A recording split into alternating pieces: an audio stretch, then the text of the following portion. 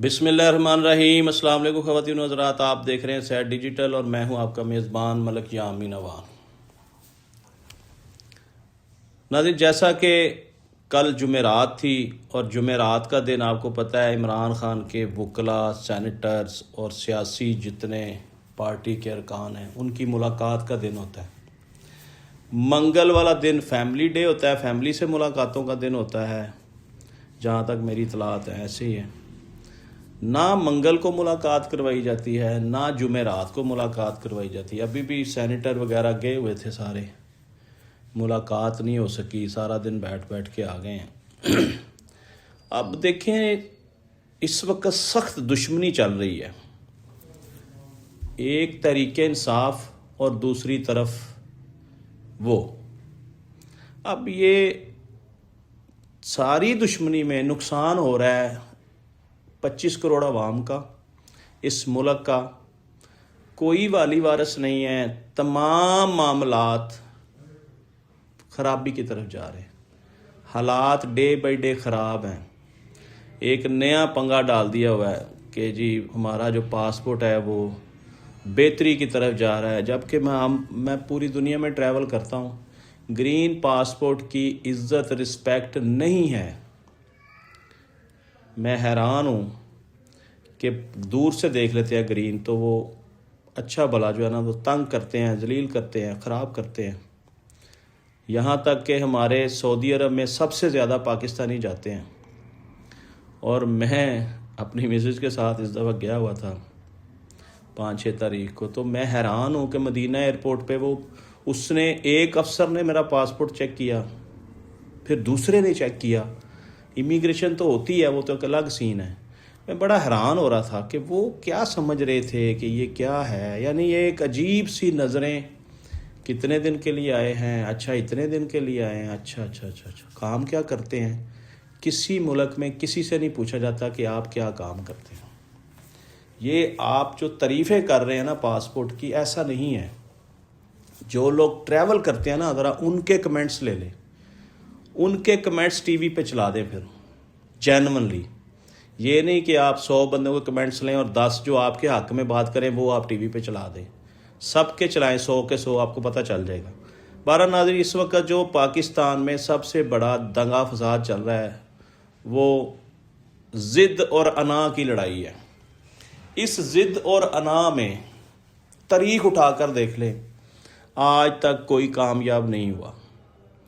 और ऐसा ही सीन जो है ना वो पाकिस्तान की पूरी जोग्राफियाई हिस्ट्री बता रही है कि जब से पाकिस्तान बना है ये लड़ाई तब से चल रही है। ये लड़ाई एक्सपोज कब हुई है? ये इमरान खान की हुकूमत ने आके एक्सपोज कर दी है, या आप कह लें जब से इमरान खान सियासत में आया उसने लोगों को बताया कि हो क्या रहा है, आपके साथ नाइंसाफ़ियाँ क्या क्या हो रही हैं। और यकीन करें कि पूरी दुनिया जो है इस वक्त वो बहुत सारी तरक्की कर गई है, बेशुमार तरक्की हो रही हर मुल्क में। यार दूर क्यों जाना हमने? बांग्लादेश जो हमसे जुदा हुआ है, हमारा पार्ट था, वो हमसे आगे है और हम कहाँ खड़े हैं? बांग्लादेश से पीछे, इससे भारत से पीछे, श्रीलंका, इथियोपिया, सूडान, यमन, इनके साथ हमें कंपैरिजन किया जाता है। हालांकि यमन जो है उसका और हमारा पासपोर्ट एक नंबर पे ही है, यानी अगर 97 पे उसका है तो 97 पे ही हमारा है। इस तरह का सीन भी चल रहा है वहाँ। हालांकि जंग लगी हुई है वहाँ पे, अजीब सा माहौल है। यानी जो लोग ये कहते हैं कि सब अच्छा है वो झूठ बोलते हैं, वो आवाम को गुमराह करते हैं। सच बताएं और इस मुल्क की बेहतरी के लिए कोई पॉलिसी मुरतब करें, कोई बताएं कि आप इस मुल्क के लिए कुछ कर रहे हैं। बहरहाल जब तक ये लड़ाई नहीं ना ख़त्म होती इमरान खान की या उसकी पार्टी की, कुछ नहीं हो सकता। नाज़रीन, एक खुशाइन बात यह है कि महमूद खान अचकज़ई को लीडर ऑफ द अपोजिशन नामज़द कर दिया गया। आप ये कह सकते हैं कि अब जो तहरीक इंसाफ है उसके पास कोई पावर आ गई है। यहाँ मैं एक चीज़ आपको बताता चलूँ कि ये जो लीडर ऑफ अपोजिशन होता है, अगर ये कौमी असम्बली में हो तो ये इक्वल टू प्राइम मिनिस्टर होता है। अगर ये सूबाई असम्बली में हो तो ये इक्वल टू सीएम होता है, यानी वज़ीर आला के बराबर उसकी वैल्यू होती है। अब महमूद खान अचकज़ई के लीडर ऑफ अपोजिशन बनने से तहरीक में, पार्टी में थोड़ी सी जान आएगी। ये बढ़ चढ़कर अपना मुकदमा हर फोरम पर पेश कर सकेंगे। पहले तो हालात ही अजीबो गरीब थे, क्योंकि इनके जो पहले अपोजिशन लीडर थे उनको इन्होंने डी सीट कर दिया था अल्हम्दुलिल्लाह, और वो उनको फारग कर दिया था। शिबली फराज साहब थे गालबन। अब महमूद खान अचकज़ई तहरीक इंसाफ का और 25 करोड़ आवाम का मुकदमा लड़ने के अहल हो गए हैं। उनका बाकायदा नोटिफिकेशन कर दिया गया है। ये इस बात की दलील भी हो सकती है, निशानी भी हो सकती है कि जो 8 फरवरी का प्रेशर आ रहा है ना हुकूमत के ऊपर, इस्टेब्लिशमेंट के ऊपर, ये कड़ियाँ हो सकता है उसके साथ मिलती हों, और ये निशानी के तौर पर अपॉइंटमेंट की गई हो कि जी हम आपके साथ सिंसियर हैं और हम आपको जो है वो साथ लेकर चलना चाहते हैं। और इस नॉमिनेशन से एक दूसरे के साथ बैठने का मौका भी मिलेगा, दरवाजे खुलेंगे। ये जो ज़िद और वो अना की जो लड़ाई जंग चल रही है, इसमें को खातर खा कमी के इम्कानात हैं। और यहाँ एक बात करना बड़ा ज़रूरी है कि तहरीक इंसाफ ने 8 फरवरी की जो कॉल दे रखी है वो इंतहाई ख़तरनाक नज़र आ रही है, क्योंकि कॉल दी है कि पूरे पाकिस्तान को जाम करेंगे, और भाई जाम करेंगे तो नुकसान तो पाकिस्तान का होगा। आप कुछ ऐसा करें, उनको जाम करें जिनके साथ आपने बैठ के मसले हल करने हैं। आप मुल्क को जाम करेंगे, सड़कें बंद करेंगे, दुकानें बंद करेंगे, कारोबार बंद होगा, नुकसान अवाम का होगा, उनका नहीं होगा जिनके साथ आपने मामला तय करने हैं। वैसे सॉरी टू से मैं आपको एक चीज़ बता दूं तमाम देखने वालों को कि अब तक तहरीक इंसाफ के जो चाहने वाले हैं या जो इनके ख़ास लोग हैं, जो लगता है कि ये करता धरता है, ये इमरान खान को रिहा कराने में अपना किरदार अदा कर रहे हैं, अभी तक किसी ने ऐसा कोई रोल अदा नहीं किया जिसके तहत हमें लगे कि खान की रिहाई मुमकिन हो सकती है। ऐसा लग नहीं रहा, क्योंकि कोई जामिया पॉलिसी नहीं है। मेरा ख्याल जब से इमरान खान अंदर है कोई नया बयानिया भी नहीं बनाया गया। ये अभी सुहेल अफरीदी साहब ने एक नया बयानिया बनाया है, इसके अलावा कोई बयानिया नहीं है। अब ये बार बार कहते हैं ना सियासत करते हैं जी, मुलाकात कर ही रहते हैं, बाहर जाकर सियासत करते हैं। कोई सियासत नहीं करते। नवाज शरीफ जब अंदर थे, जरदारी साहब अंदर थे, मरियम बीबी थी, इमरान खान की हुकूमत ने उनके ऊपर इतनी सख्ती नहीं की। खुल्लम खुला मुलाकातें थी, 100 बंदा रोज़ मुलाकातें करता था, और उनको बेहतरीन सहूलियात भी दी हुई थी। बहरहाल ये जो मैं अभी बात कर रहा था कि सुहेल अफरीदी साहब ने एक ही बयानिया बनाया, हर चौक डी चौक। अब ये हिंटली तो बड़ा ख़तरनाक सा लफ्ज़ है, क्योंकि ये डी चौक के नाम पे हुकूमत चिढ़ती है, इदारे चिढ़ते हैं, तो ये कह रहे हैं कि पूरे पाकिस्तान को डी चौक बना देंगे। इसका मतलब है इनके इरादे जो हैं वो ख़तरनाक हैं। तो कानून नाफज करने वाले इदारे या इस मुल्क के जो करता धरता जो मुल्क चला रहे हैं या मौजूदा हुकूमत है, उसको चाहिए कि अब इनके साथ बैठने का वक़्त हुआ चाहता है। बैठें, गुफ्तो शनीद करें, रास्ते बनाएं, उनको रास्ता दें ताकि कोई सलूशन निकले। आखिर एक ना एक दिन तो ये सलूशन निकालना पड़ेगा। रिहाई तो होनी ही होनी है। तमाम लोगों ने सारी उम्र अंदर तो नहीं रहना। लिहाजा मुझे जो लग रहा है कि अपोजिशन लीडर की नामजदगी से हालात बेहतरी की तरफ जाएंगे और गुफ्तो शनीद के रास्ते खुलेंगे।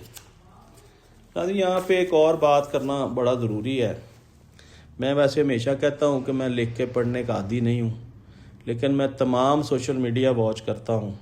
हर बंदा लिख के बोलता है, और मैंने भी सोचा कि कुछ ना कुछ लिख के बोलना चाहिए, क्योंकि फिलबदी बोलने के कई नुकसानात भी हैं, कुछ आपसे गलत भी हो जाता है। बहरहाल मैं तो ये जानता हूँ जो जानवन साफ़ी होगा वो अपने अंदर की आवाज़ निकालेगा, वो अपने अंदर की बात करेगा, वो 24 आवर में या 48 आवर्स में जो मुल्क में हुआ, जो दुनिया में हुआ, उसके ऊपर बात करेगा, वो अपना तज्जिया पेश करेगा।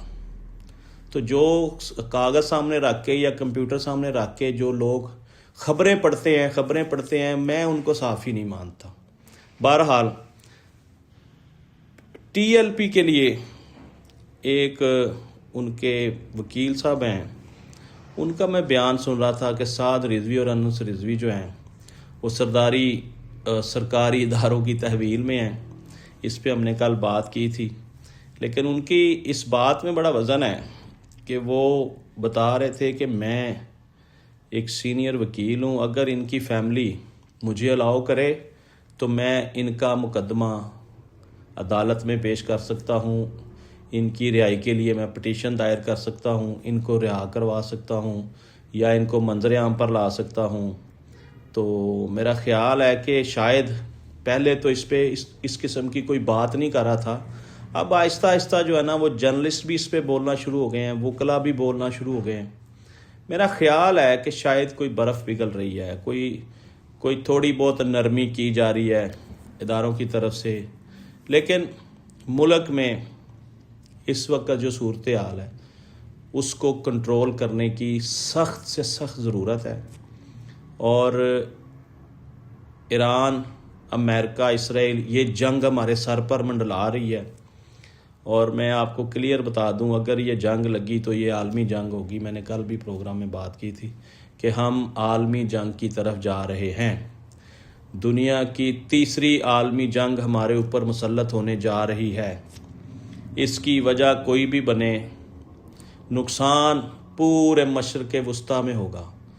एक मुल्क का नुकसान नहीं होगा, तमाम ममालिक का नुकसान होगा, चाहे वो आस पास हैं या नहीं हैं, क्योंकि ये आलमी जंग में तब्दील हो जाएगी ये जंग।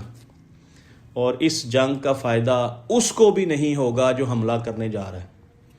लिहाजा अमन और अफाम तफ़हीम से मामलात को टेबल टॉक के ज़रिए हल करना चाहिए, चाहे वो हमारे अंदरूनी मामलात हों चाहे बैरूनी मामलात हों।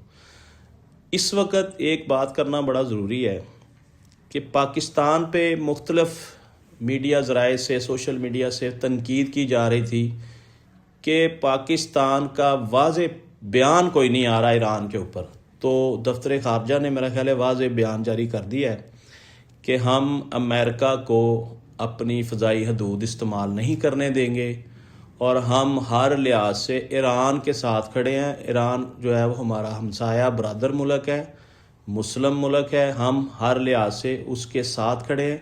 उसकी बेहतरी और उसकी कामयाबी हमारे मुफाद में है, हम उसका नुकसान नहीं चाहते। लिहाजा नाज़रीन, आज तक के लिए इतना ही। अपने मेज़बान मलिक यामीन अमान को इजाज़त दीजिए। कल फिर एक नए टॉपिक के साथ, एक नए व्लॉग के साथ आपकी खिदमत में हाज़िर होंगे। आखिर में एक ही गुजारिश है कि चैनल को सब्सक्राइब कर लें, लाइक कर लें, कमेंट ज़रूर किया करें। कमेंट्स आपके पढ़कर हमें हौसला होता है। पाकिस्तान जिंदाबाद।